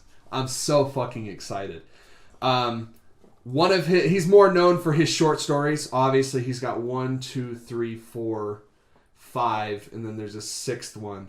He's got 6 books out that are just like mainly short stories in book form, and then he's only got like 3 that are like a coherent story. There's Tomie. Everybody knows about Tomie. Uzumaki, like I said before, and Gyo. And my favorite of his short stories is called The Hanging Balloons, or The Hanging Blimps, depending on where you're reading it. And it's basically this town starts noticing these giant head-like balloons everywhere. But then it starts to creep in that these heads are the heads of people that live in the town. Like, these balloons look like people. And eventually they find you. And when they find you, you notice that they have a rope and a noose at the bottom of them. Oh, shit. So they're supposed to... their whole purpose is to find you and to kill you. Right? And eventually everyone's like, oh, well, why don't we just shoot them down? Let's just shoot them down. Yeah. And then one guy shoots them, and the balloon, obviously acts like a balloon, flies everywhere. It's got a hole in it, And then they say, oh my God, you're safe. And they look at the girl that it was modeled after, and her head is deflated like a balloon. Oh shit. It's fucked up, bro. This is like, it's definitely my favorite short story of his, because there's no escape. Like, there's that level of like, I still feel like the scariest thing to me is the fear of the unknown. Mm-hmm. And the way that he goes about telling his stories is that he never really explains anything. So it's just this really fucked up story that with no explanation, and it's just kind of like, this is just how it is. Wait, so does the balloon kill the person it looks like, or does it just kill anyone? No, every balloon has a purpose. The balloon looks like the person in town. So the person will just be go la-di-da, bebopping through town. I'll notice there's a giant fucking balloon in the air that is his or her head. And it's got that noose, and it's trying to... So it only goes after the person that Only it after the resembles. person. Okay. That's There's a crazy. bunch of... Obviously, that when they try to pop it, that's a huge story beat, but... Stop it. Still, you really should read that story, because I didn't spoil all of it, and the ending is fucking horrifying. And the way... And there's one story that I can't tell you anything about, because you need to go into it completely blind. Is at the end of Gyo, there's this story called The Enigma of Amigara Falls. And it is really fucking good. It's like, you can go on Google and say, hey, and you can find all these and you can read them on a manga reader online. I implore you. Find Junji Ito. Find Junji Ito, please. Read him. He's fucking amazing. He's finally coming out of his shell. He's never done like press releases or anything like that. But now he's like everywhere. He's promoting this Adult Swim show like crazy. Because I watched that collection on Funimation, and like I said, stay the fuck away from that collection. Well, I mean, at recommended least watch the one I'm talking about if you're gonna watch any of them. That's the second episode. Second episode, yeah. But because I was like, okay, this guy, like, if there's something else out there that's like this and not so much like the other ones that he had in the collection, then I'm fucking on board. It is. He's truly unique. There's like nothing like Ito out there. So cool. All right, so for my final pick, Beetlejuice. Beetle guys. Yeah. One of the things, like when I first watched that movie, it was scary as hell. Like when I was a kid, it was like the 80s. You know what I mean? I was young. And that movie was super scary. But the thing that I love about Tim Burton is that he makes unsettling things endearing. Yeah. Even also. Yeah. You know what I mean? Like he makes them palatable. And Beetlejuice is probably one of my top 5 favorite movies. Dude, he's got that. Anything that he does has like that weird aesthetic, even in like Edward Scissorhands, like the way all the houses look, and you know right off the bat what a Tim Burton movie looks like, and especially in Batman and Batman Returns, like just the unsettling look of everything, and like how Gotham looked, and like you know what it looks like, you know what it sounds like. There's a feeling, Like I mean, I love the I guess the little working relationships he has with the particular actors that he chooses on a regular basis. But I think my favorite thing about Tim Burton and the relationships he has is the fucking music. I mean, Danny Elfman does some of the best work with him. Danny Elfman's amazing, and that is like to me the most important business relationship that exists in Hollywood. Absolutely. Like nothing sets the tone like that music. Because like you can have an all right movie, but if the score doesn't accompany that, then it's just gonna fall short. Yeah. And I mean, like, as amazing as some of the composers out there are, like, a Star Wars would be fine with other music. I don't know about that. It absolutely could be, though. Like, there are 100 composers out there that could come up with some really awesome shit. I don't think I've ever disagreed with you harder. That's fine. That's fine. But, like, it is the music, the uniqueness of the music for Tim Burton is so integral. Like for Star Wars, you just have to have something that's fucking, amazing and big. Epic. And it's not like Are you talking about like just a different composer or like different music altogether? Like I'm talking about like stylistically, you can have. There are so many composers who would do similar things and have similar tastes and methods as someone who would compose for other movies. But like he's right. No, he's right. No, he's thinking. Okay, so like let's say I can't believe as an example. You know what I mean? Like you can't hear a Tim Burton movie without hearing a Danny Elfman thing. Like, the pairing is so important. You know what I mean? Like, you don't say George Lucas and this composer.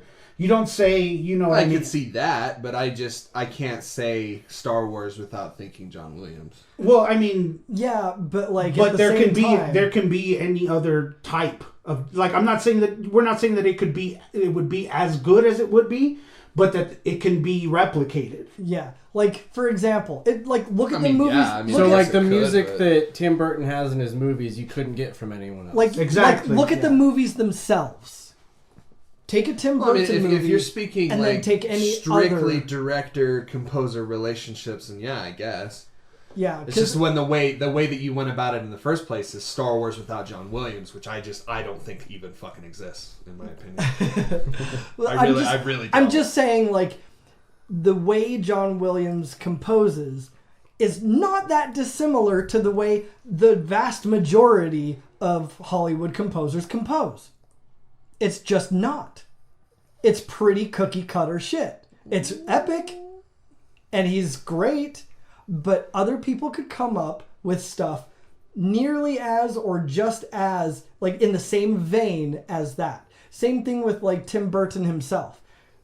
I can't, like, have you ever even considered somebody else making a Tim Burton-esque movie? Well, yeah. No, like, it wouldn't work. It just wouldn't work. He's unique. Yeah, and that's the way that Danny Elfman is unique. Elfman's unique, but John Williams is the king of bombastic set piece or of soundtracks like that. Well, what about he's top fucking dog? What about the That's guy, what I'm trying to What say. about the guy that did Lord of the Rings?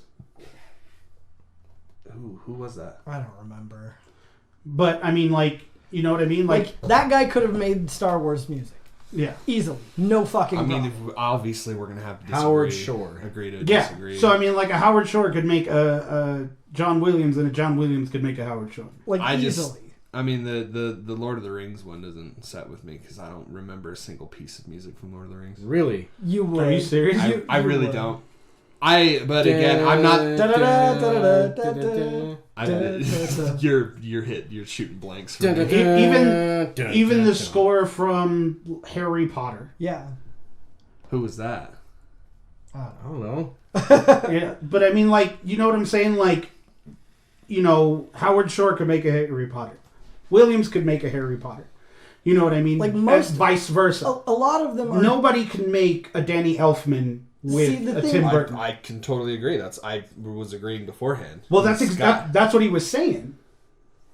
Yeah, like, that's what I'm saying is, like, that relationship is so much more important than any other. I get it. We're not saying that Williams isn't dope. We're not saying that he's not. I'm not saying that either. I'm just saying you don't have a big chunk of Star Wars, like, special is missing without John Williams and stuff. Well, that is arguable. This is a weird hill you're trying to die on. I just took umbrage with what you said, where it was like anybody could have made Star Wars soundtrack. I totally fucking disagree. And it's fine that you're wrong. Well, you can disagree, but you don't know that for certain. I do. No, you don't. No, you don't. That's just your preference. That's just your preference getting in the way. What? I'm done talking about this. This doesn't make any sense. I'm just saying this is a... How can you sit here and tell me that John Williams doesn't fucking make Star Wars with that score? Well, I'm just saying that people could have come up with the same thing. Like, the scores... I don't know what you guys are trying to prove here. The scores that they compose are pretty standard. They just are. I mean, I hate you for saying that. we can move on. He only hates you because he knows it's true. I know, huh? No, very far from it, but I just don't want to argue this anymore. Well, it's just a weird hill to die on, that's all. Well, call me captain of dying on weird hills. I mean, no, but, like, that music is amazing, and Jurassic Park music is amazing, and, like, that's all great, but, like, those are pretty standard things. Like, without Danny Elfman, he is on the same, like, they're both on the same crazy weird wavelength. Goodness. Excuse you. Wavelength? They're on the same crazy wavelength that makes that shit work. Like, Yeah, they work really well. You know, like it's just they're both just not quite right. Yeah. And it just meshes so fucking beautifully. Yeah. Well, lay down. Nick, let's move on to yours. You pissed me off. Cole's sensitivities have been... Don't worry. So Cole. my pick is the Star Wars squad. I'll touch your button. Atta man. Atta boy. Oh. Continue. So mine is whatever Nick was gonna say. I think for my final one, I'm going Cujo. I guess is the one. That seems to be. I'm picking up what you're putting down. No, my final pick would have to be a book called Everything's Eventual, which is a book of short stories by Stephen King. I mean, it's full of great stories, but one in particular, I honestly actually don't recall the title of it, but is one that I feel like deep down this is kind of just one of those fears that is universal. So it's this story where a guy he kind of wakes up, like he was unconscious, he wakes up and he's basically about to get worked on by this autopsy group, but he's awake, but they don't know he's alive. Oh shit! Because I forget what happens. I think if I remember right, he was bitten by something in particular that makes it look like you're basically like, so his heart was stopped, like he was dead, and he's coming back, but like the way that this venom, poison, whatever works is that like he's basically still in a catatonic state, like he's conscious, but they can't tell that he's awake or alive. Maybe kind of like what Jigsaw takes at, like in the first Saw movie, and then like he wakes up. I mean, maybe. So he's just like it's kind of like sleep paralysis. Yeah, pretty much. Like he can't move, he can't speak, he can't do anything, and they're talking about like getting into the process and cutting him open, and like I'm getting chills just like thinking about it, because like that there's nothing fucking scarier than being completely unable to stop what is going to happen, and knowing like he talks about like feeling them touch him, like he can feel everything. Oh wow. And yeah, so it's just like fucking crazy. Later just be like, oil can.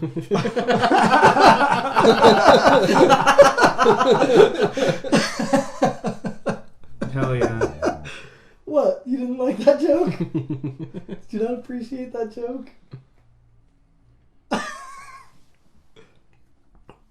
So my last pick here would have to be the Scary Stories books.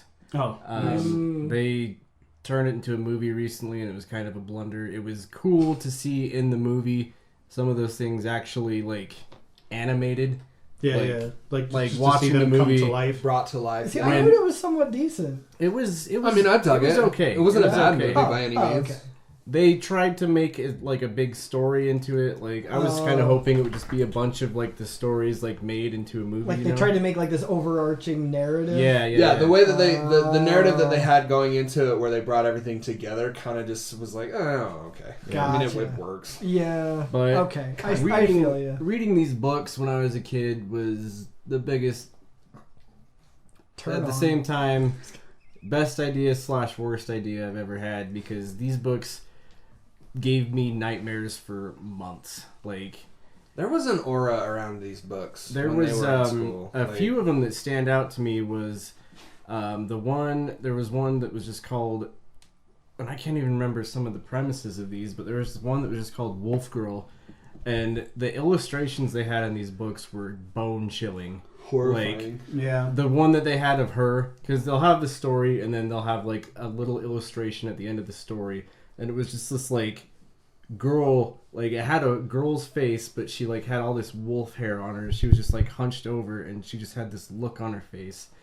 But like some of them that I can actually remember, there is this one where this hunter is living out in his cabin in the woods, and he is like out hunting with his dog, and he just finds this like tail on the ground, and he's like, okay, I'm gonna take this, cook a stew with it, you know.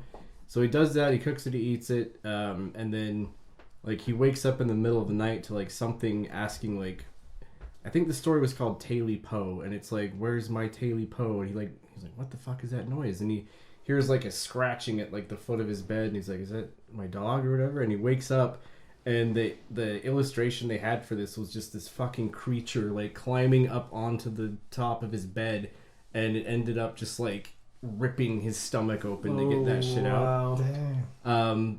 Another one that really stuck with me was, I think it was called The Wendigo, and it was like this, I can't remember what like time period it took place in, but it was this creature that would like hide in this tall grass, and the more noise you could hear of it, the further away it was. So it's like, if it's dead silent, then it's like right fucking like on top of you. And just the thought of that, like not being able to hear it when it's close, like that scared the shit out of me. Wendigo! Like those were god awfully scary. Those books were, like I was saying, like there was like a haunting aura around those books. Yeah. Like there was a lot of people that were like claiming that it like smelled really bad. Like every one of the books smelled really bad and all this shit. And I mean, I don't remember any of that. The thing you got to know about me is that when I was a child, I was the biggest pussy on the planet. I couldn't even walk through the movie section of Walmart without getting scared, because like just the art on scary movies would scare the holy fuck out of me. Like a really famous example is I don't really know if Dad listens to this, but he had the first Scream on DVD, and that mask of the guy from Scream just haunted me forever. And I remember there was another one where one of my homies from grade school was like going off about fucking Chucky, and I couldn't sleep. I couldn't sleep. I was a gigantic pussy, which is crazy because like I can literally watch anything now and be totally fine. Like there's that's how I am now, very few things get under my skin like how they used to. Dude, I remember going to go see Jurassic Park with my uncle and my grandma. And my uncle had his arm around my grandma, and I was sitting next to my grandma. And one of the like dinosaurs was about to come out. It was getting really tense, and my uncle reaches over and he grabs me by the shoulder, and I yell out this audible squeal. Like I'm like 7 or 8 years old, Yeah, and you just hear like this short yelp come out somewhere in the theater. So, just because I love this, but there was way back. So, I think it was made in 1980. But there's a movie called The Changeling. Oh yeah! Oh my god! Yes, and I love that movie so much. And when we were, gosh, I think it was like junior high. When I was like junior high age, we were living in Wyoming, and I forced my sisters to watch this movie. My sister and her friend to watch this movie, and there's this amazing part in it. So basically, this guy, his wife and kid get killed in a car wreck. And he's like, fuck this, I'm out, I can't do this. Leaves the city, goes and moves into this big old house in a smaller town just to kind of get away from life and responsibility because he just can't handle it with everything. And as he's moving in, you see this part where he refers to this ball that belonged to his daughter. Yeah. And he puts it in kind of this, it's not like exactly a roll top desk, but it kind of has that same shape. But there's just like this little cubby on top, this little flap that he puts the ball in and he closes it. And one day if I remember right, I think he's playing piano, and he hears this thump, thump, thump, thump, thump, thump, thump, thump, thump, and the ball comes rolling down the stairs in this huge house. And he's like, huh, well, that's fucking weird. And so he goes and he puts the ball back in the cabinet in the little cubby in the desk. And other things happen. He comes back later and he's about to pass by the stairs. Yeah. And he hears thump, thump, thump, thump. And then the ball comes down and like rolls right in front of him. And like it's giving me chills just thinking about it.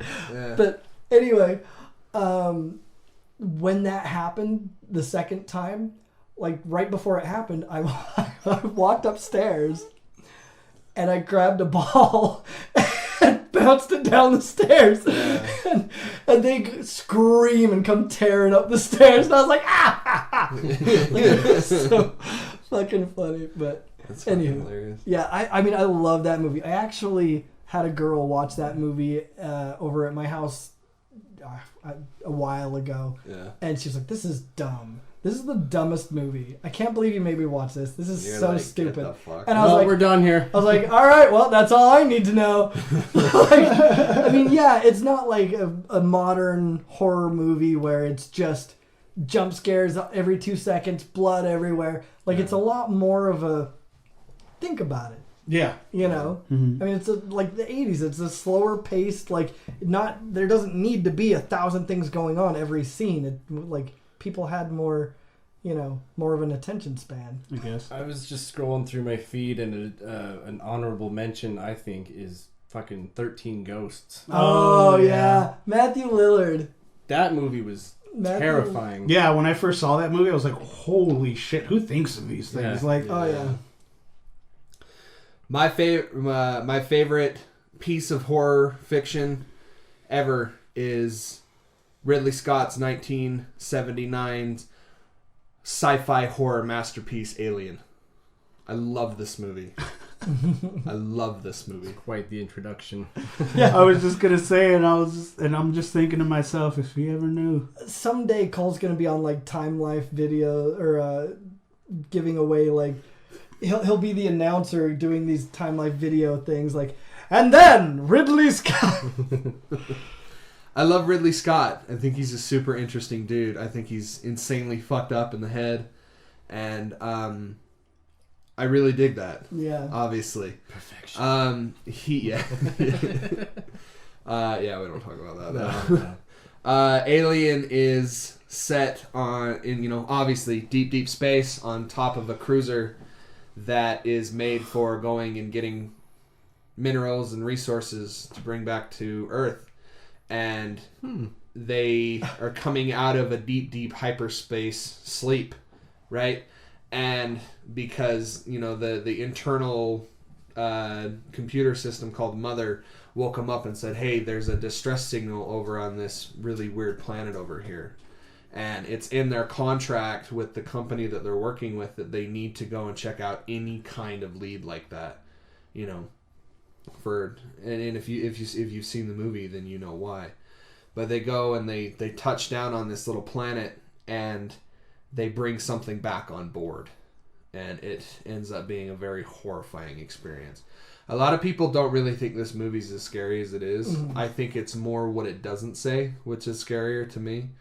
H.R. Geiger's work in this is so cool, fucking amazing. H.R. Geiger is like one of the most amazing artists I've ever seen, and the way that he handles like machinery and sexuality, right? And mixes that with horror is immaculate. It's so good. That setup kind of sounds. It reminds me of one of the shorts on Love and Robots.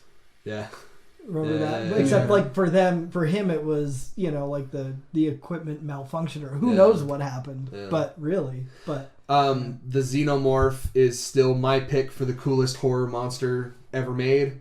Just because not only does he look really fucking cool with his long tail, his elongated penis-shaped head, and like the mouth that opens up and it has another little mouth that like spits out. It's just everything about the xenomorph is cool as fuck to me. Little male. The way that they are created, a xenomorph is made, is still deeply, deeply troubling and unsettling to me, because it begins as a face hugger, which is this like spider-like creature with a long tail, and it's got this little dick thing that like comes out of its mouth, and it's appropriately named the face hugger because it jumps on your face and sticks this thing down your throat, and it is feeding you oxygen, but it's also placing an embryo inside of your body.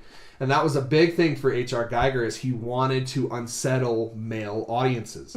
They wanted to make it feel, and there's a big message in there about how Ripley, you don't know that she's the main character until she is, and a lot of people were like, oh, that's kind of cool. It's a main character, badass action hero is a female in this movie, which is, better touched upon in the sequel, which is, Aliens. And his whole thing was to make male audiences feel really uncomfortable. And so that's why it happened to a male, obviously. But like the whole idea of it sticking this thing down your throat and then placing something in there. And not only that, like they didn't really know what was going on. They just, every time they tried to cut the thing off, it would, retaliate in like insane ways. Where they tried cutting off a knuckle, and the blood is acidic. So and it's so acidic that it's like eating through different holes of the ship. Yeah. And it's like, there's no fucking way. They had no idea how to do this, and then eventually it just falls off and dies. And they're like, what the fuck? He's just dead. And the guy wakes up, and he just, for some reason, he's extremely hungry. And so they sit down immediately for dinner, and then we get the iconic chest bursting scene where he's like, heaving, and he's like in a massive amount of pain. And what's really fucking cool about this scene is that nobody knew what was going to happen. Ridley Scott's just like, hey, just go with it. Just see what happens. Just go with it. And so they put, obviously, the guy that plays Kane knew. So he, like, had a little blood pack that was set to explode and everything. So all of those reactions that gathered during that scene were all genuine. Nobody knew what the fuck was going to happen. That's pretty cool. And when the baby alien pops out of the chest and is just doing that, little...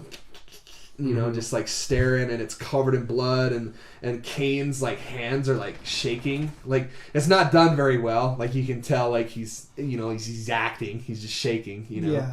But and then after that, it's just this harrowing experience of cat and mouse, where it's slowly picking off individual pieces of the crew, and eventually comes to this kind of standoff with Ripley at the very end of it.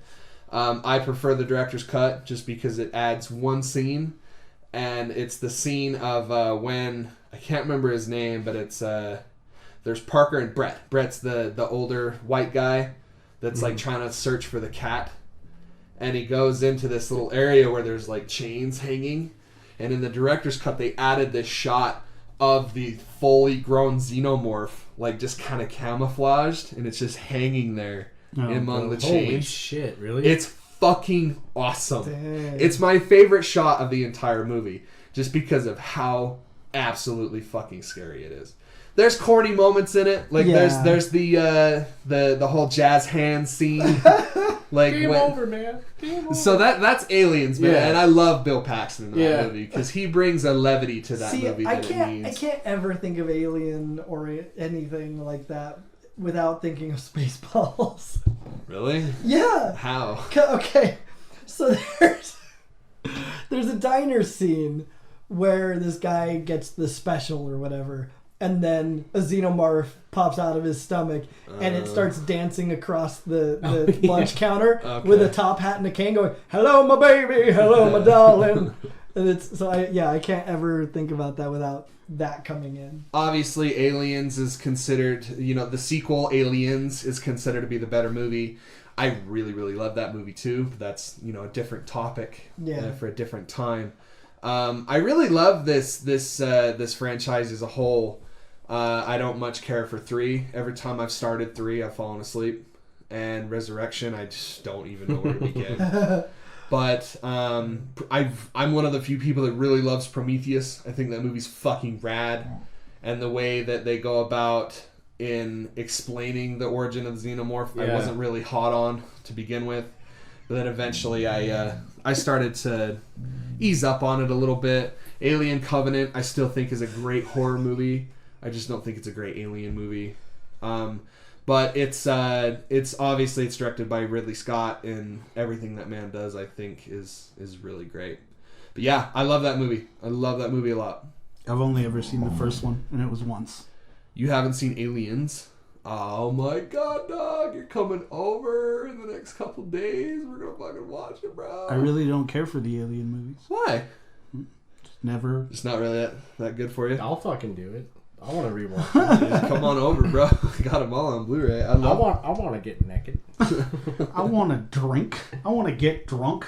I want to take my underwear and spin them around my head and let everybody smell them. Like I said, it's more what it doesn't say in with those movies. Like, those movies are definitely like very. They're very. Would you quit fapping? Speed fapping?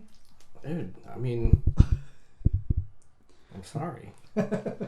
Those movies are definitely very action oriented, like not like action as in like fighting and gunfights and stuff. I mean, there is stuff like that, but like I'm saying more like physical action, like you Predator. know, yeah, like nobody tells you anything. It's really all what is going on in the movie that tells the story, and I really like that. I do like that about them. Yeah.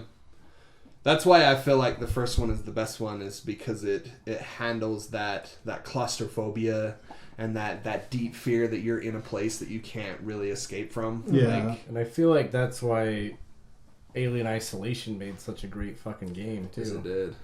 Yes, it did. That game's fucking rad. And I just think it's cool that Aliens kind of went like in its own direction. Yeah. Like James Cameron kind of stepped in and was like, hey, this is really cool, but this is what I'm going to do. And not only having one, we're going to have like a fucking 1,000 of them. You know what I mean? Yeah. And like... What's better than one alien? 1,000? Like the way that they went about like... You know, like the whole army, and like they're all cocky about it in the beginning, and they're like, yeah, just show me where to shoot and I'll fucking do it. You know what I mean? Like, they're just super kind of cocky and almost kind of cringy about it.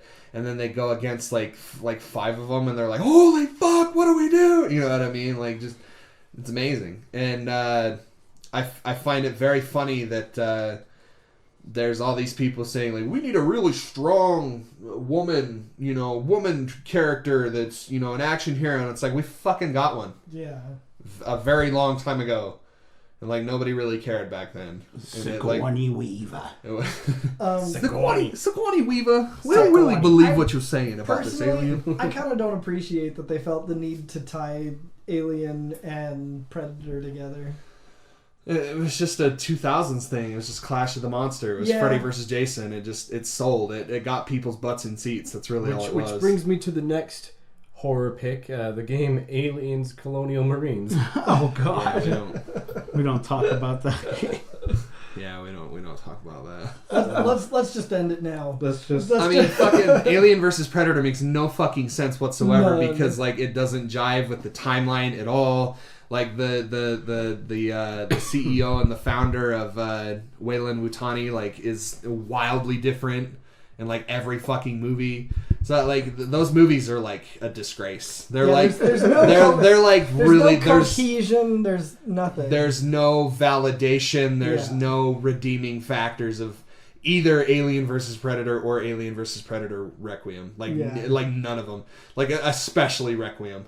Like Requiem, like brought in and put like all these contemporary characters in there, and it's like fuck you. Well, and you have no idea what made this shit special. And then the whole time they're trying to they end up spending the movie trying to justify the movie's existence. Yeah. And you're like, okay, no, if you have to do that, you've already fucking lost. My favorite aspect of that first movie is the aesthetic. Like they took apart a jet engine, like a jet plane, and just put together everything on that ship with that shit that they found from there. Mm-hmm. Like not only that, but like that moment when they're going down into the derelict spaceship on LV-426, and like the way that obviously it's just a painting, but the way that they went about creating these rooms is they got real fucking bones H.R. Geiger had real bones like shipped to them to make this architecture for this spaceship. Yeah. That's so crazy. And like the head of the xenomorph has an actual real skull in it.